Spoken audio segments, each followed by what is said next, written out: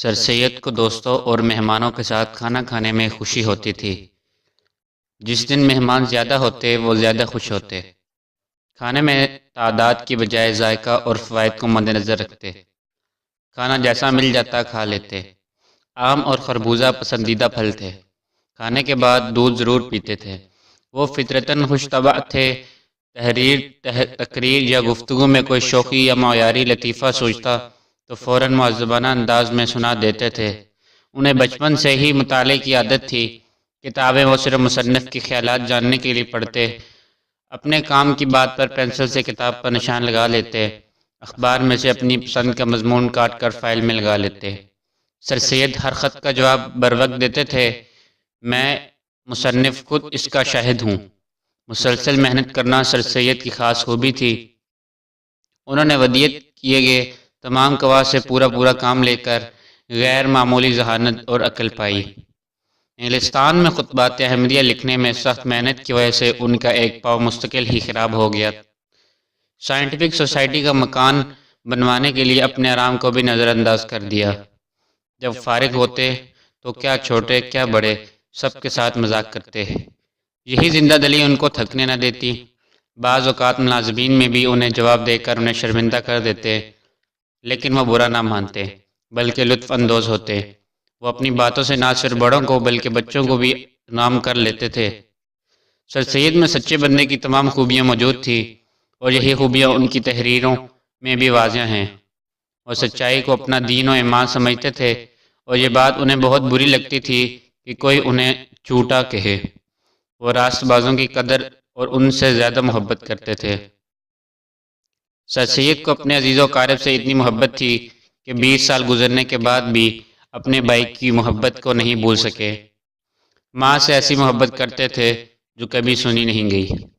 وہ جوانی میں بھی بچوں سے بڑھ کر ماں کے فرما بردار تھے۔ وطن سے عجیب طرح کی محبت تھی۔ دلی چھوڑنے کے باوجود جب کبھی دلی کا ذکر آتا تو انتہائی دکھی ہو جاتے۔ قوم کی ہمدردی اور مسلمانوں کی تعلیم کا خیال دلی کی تباہی کی وجہ سے ان کے دل میں آیا۔ دلی کی ویرانی ان کے دل کے نام کا ناسور تھی۔ دوستوں کو اپنی زندگی کا حصہ سمجھتے تھے، اور ان کی خوشی کا انحصار دوستوں پر تھا۔ نواب محسن الملک سر سید خوبیوں کے بارے میں کہتے ہیں کہ انہوں نے اتنی خوبیاں اپنی زندگی میں کسی اور میں نہیں دیکھی۔ دوستی کے طویل عرصے میں نواب صاحب کو سر سید کی کبھی کوئی بات بری نہ لگی، وہ اس لیے وہ اپنے سے بڑھ کر سر سید سے محبت کرتے تھے۔ سر سید سے اگر کوئی ملازم کسی کی شکایت کرتا تو اس کا کوئی اثر نہ لیتے ہیں۔ ایک پرانے ملازم کی کوئی شکایات آئی، مگر سر سید نے اسے مرتے دم تک اپنے ساتھ رکھا۔ سخاوت اور فراخ حوصلگی میں اپنی مثال آپ تھے۔ زندگی بھر جو کمایا اسے سچی عزت، کنبے، مستحقوں، اولاد، ملک و قوم اور مذہب پر خرچ کر دیا۔ جس کام کے کرنے کا ارادہ کرتے اس پر بے تحاشا رقم خرچ کرتے۔ گھریلو اخراجات میں تنگی کر لیتے، مگر کتابوں کے شوق کو پورا ضرور کرتے۔ سر سید پھلدار درخت کی مانند تھے۔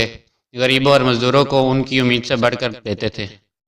گھریلو اخراجات کا حساب رکھنے والے ایک دوست نے جب مہینے کے آخر میں انہیں حساب کتاب دکھانا چاہا تو اسے کہا کہ مجھے دکھانے کی ضرورت نہیں، یوں ہی چلنے دو، دیکھوں گا تو مجھے صدمہ ہوگا۔ سر سید اپنے مخالفوں کی باتوں پر صبر کرتے تھے، ان سے انتقام نہ لیتے تھے، کیونکہ فطرتاً اعلیٰ ظرف تھے۔ دشمنوں کو معاف کر دیتے تھے۔ معاف کر دینے کا سبق انہیں ان کی ماں نے بچپن میں ہی پڑھا دیا تھا۔ سر سید مسلمانوں کی ترقی کے لیے حاکموں سے ملتے، یوں دنیا داری جیسی زندگی گزارتے نظر آتے، لیکن حقیقت اس کا الٹ تھی۔ مسلمانوں کی حالت سے قطعی مایوسی کے باوجود ساری زندگی ان کی ترقی کے لیے کوشش کرتے رہے۔ وہ ان لوگوں میں سے تھے جو موہوم سی امید پر اپنا تن من دھن قربان کر دیتے ہیں۔